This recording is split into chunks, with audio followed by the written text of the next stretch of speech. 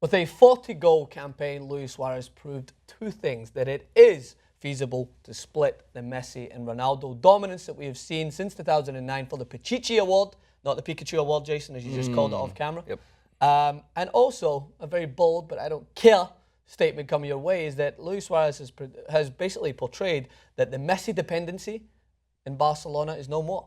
That Luis Suarez is, for me, going to be the first player to split the Ballon d'Or winners in the past.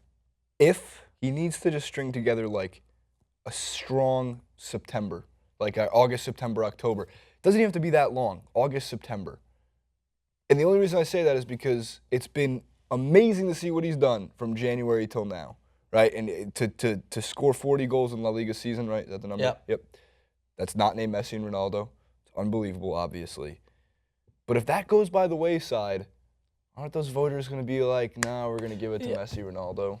The fans have a very... And Neymar keeps getting shafted, man. I know. That just epitomizes the point I was going to say, is that the fans have a strong recency bias. They like, do. So no, I know they do. If there was do. voting right now, Luis Suarez, for me, is the world's best player at this very moment. World's right? best. World's best. I've said this.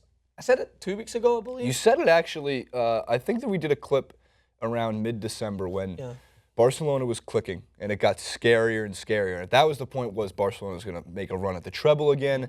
They're going to look to defend their Champions League title. And obviously, we know what happened against Atletico Madrid. And obviously, they had a big hiccup at the end of the end of La Liga season that they salvaged by winning still. And that's all that matters is the W. Throw up the W's. But you said back in December that there's an argument that Luis Suarez is the best in the world, and everybody. Are you out of your mind, Francis? And the thing is that I don't blame those that we've been trained to say this. But my problem with that is that, like, he's like the best player. Okay, so maybe he was just, okay, he's the third best player in the world. Yeah. It's not like that big It's of not a a big It's not gap. like he's like the 34th best player in the that's world. the- He's that's the making thing this that- bold statement. That's the thing that Messi and Ronaldo have trained us to do as football fans, is just to expect that their name has to be thrown in there no matter what. They just always have to be there or thereabouts. Both of them have had great seasons already, by the way. This is not me overlooking. Cristiano Ronaldo is going to go on probably to surpass his Champions League record if he scores in the Champions League final. Phenomenal, I would say, accolade to add to his already outrageous numbers. Second all-time La Liga top goal scorer. Lionel Messi, as always, from the first half of the season, when he bounced back from that injury, proved once more how vital he was to that team. But I'm looking at the closing stages when Barcelona were literally on the rocks.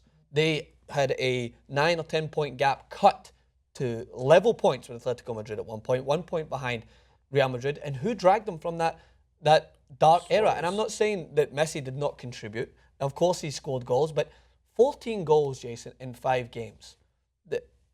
It's hard to fathom. You can't even think. Like, how can someone bang in that amount of goals at that consistency, at that rate? That's quite simply a Steph Curry just going off 40-plus points through, I would say, 4 or 5 consecutive games. And it's that is something that it becomes easier to understand when you see the quality that's on show. If Steph Curry did it, you would be blown away, but you think, this guy's undoubtedly the best. Just because Suarez doesn't have Messi at the end of his name, or Ronaldo, if Ronaldo or Messi was to have done that at the moment, then the argument as to best ever probably continues with Messi, which I agree that he is, or Ronaldo has now pipped Messi to the best. But for some reason, because it doesn't have that last name to it, Luis Suarez is just considered to be in top form, but not the world's best. And I think it's all about, in world football, it's all about being versatile when it comes to your views. It's about the swift changes that the game has in its arsenal. Like, yes, they can be the world's best player, but I like to judge based in the now. And by the now, I don't mean yesterday. I mean like over the span of like 6 or 7 or 8 games. Right. And he's been the best. Well, irreplaceable. And I mean, you can make the argument. There was a couple headlines that said Suarez won Barcelona La Liga because he stepped up when they needed him most, which I love. I love watching athletes respond to when their backs are against the wall. I think that's like the truest and toughest challenge for any sport and any athlete. We've seen Messi and Ronaldo with their backs against the wall. We've seen what they can do, and we've seen what they've done. Suarez, with Liverpool, had his back against the wall. He was the whole reason, not the whole, I shouldn't say the whole reason. When I was looking back historically and checking the videos and stuff. I would say he's like 95%. There was yes, he was okay, he's the whole reason. If we're going to round up, he's the whole reason that Liverpool had a shot at winning the Premier League that year, but he came so close, but again, back against the wall. This time it happened again. He's been tested before, and look what happens. 14 goals in 5 games. 24 titles for Barcelona in La Liga, 6 out of the last 8 years. Dominance. That is dominance. But again, with good Real Madrid, not even good, great Real Madrid teams. A Real Madrid team in there that won a Champions League, and a Champions League team this year that they won La Liga, and the two teams fighting for, I guess, the more coveted trophy. I shouldn't guess. It is the more coveted trophy. Yeah.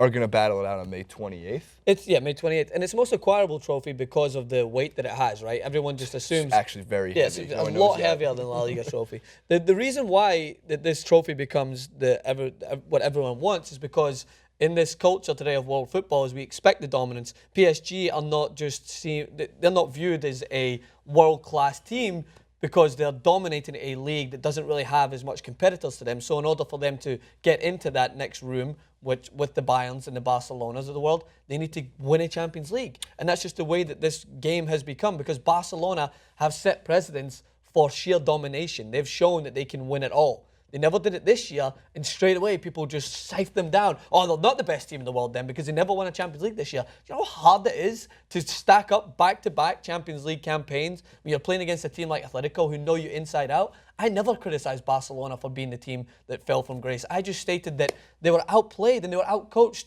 on basically like a one-off game. That's how the Champions League works. It's a fact. They were outplayed. They were outcoached. I don't think no one's gone back-to-back in the Champions League. Yep. Right? No, there used to be in a different time. Yeah. There was, but since we've had the Champions League, no one's gone back-to-back. They got close. All right, but we'll see this year. Atletico, Real Madrid win. Maybe they go back-to-back next year. By the way, PSG had so many points in League One this year, or League Un. You could have won it twice. League Un. That they already handed them the trophy for next season. They gave it to Zlatan as he leaves. Zlatan to take home. Oh yeah, that's another point. Zlatan leaves. That's kind of the brief overview of the world. Celtic lift the trophy. Good to see the boys. Celtic's going to be terrible next year, though. This is the reverse psychology of Jason Rubin, where he says it doesn't work in football that much, though, because you supported Swansea. They had a rough patch. They started great, and then they got relegated. But in basketball, whenever Jason sipes down a specific player or team, they bounce back from adversity. So I'm hoping the same thing will happen with Celtic, Yeah, especially Celtic Rangers coming back in next unbelievably year. terrible. You should sell your season tickets. You don't need them. Thanks. So as for the La Liga season, it comes to a close. Barcelona, the worthy winners, I believe. It made it all the more exciting towards the end and proved why we love competition and proved why, in this instance, if this was what La Liga would be like consistently, it would be the best league for me because it was so exciting in the past few games. We had upsets. We had teams like the Levantes of the world beating Atletico Madrid. That's what a competitive league from top to bottom is about, and that's why we love the Premier League. It's always good to see teams on the outside. Villarreal had a very good season, but Barcelona are the ones that emerge with that Champions medal. Hit us in the comment section below. What did you think? Do you think Luis Suarez will be the next Ballon d'Or winner? Do you think Luis Suarez will be the new norm in terms of his domination in world football? All that good stuff. Francis_Maxwell on Twitter. JasonRubin91. TYT Sports. Come back again.